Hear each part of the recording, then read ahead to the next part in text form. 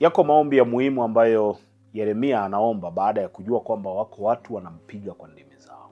Na wewe ni vizuri ukaomba haya maneno, ukaomba haya maombi mbele za Bwana ili Mungu akusaidie, Mungu akutie nguvu. Pande zote tunazungukwa na watu ambao wanatushambulia kwa maneno. Shetani anawachochea wafanye uadui na sisi kwa maneno. Utakaa mahali, utashangaa tu kuona yameibuka mambo. Unatengenezwa uongo ambao hata ukijaribu kutazama unajiuliza huyu mtu amewezaje kusuka hiki kitu, na si cha kweli. Lakini kibaya zaidi ni kwamba ukijitahidi kujitetea watu hawakuamini, watu hawakuelewi. Mungu akusaidie, Mungu akutie nguvu, neema yake iwe pamoja nawe, ukapate kibali kwenye mioyo ya watu. Sikiliza Yeremia anachokiomba kwa Bwana katika Yeremia 18:19. Yeremia 18:19 inatuandikia maneno haya. Anasema, niangalie Bwana, ukasikilize sauti ya wanaoshindana nami. Ameomba tu jambo moja. Kwanza, niangalie. Pili, sikiliza sauti. Sauti ya nani? Sauti ya wanaoshindana nami. Maneno yao Mungu kayasikiliza, kwa sababu Mungu ni hakimu wa haki. Atakapoyasikiliza anajua kabisa kwamba haya yameletwa ili kushindana naye, haya yameleta ili kuleta mashindano. Kwa hiyo Mungu ataamua kwa haki. Na wewe ukijitahidi kujitetea unakosa nguvu.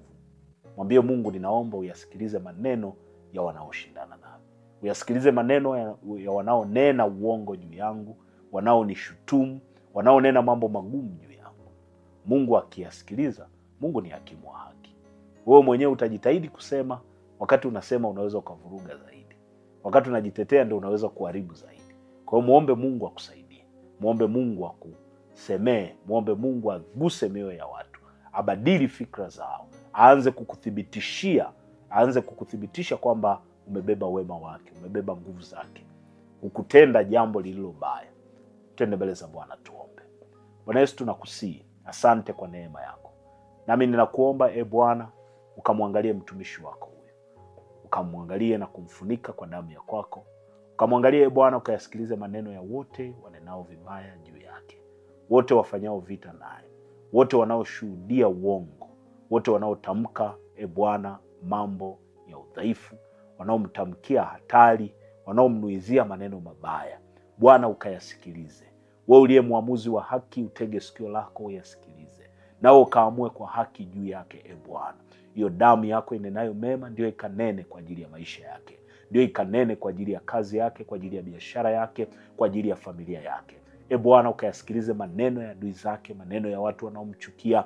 Fadhili zako ziwe juu yake, ukamfunike na kumwepusha nayo.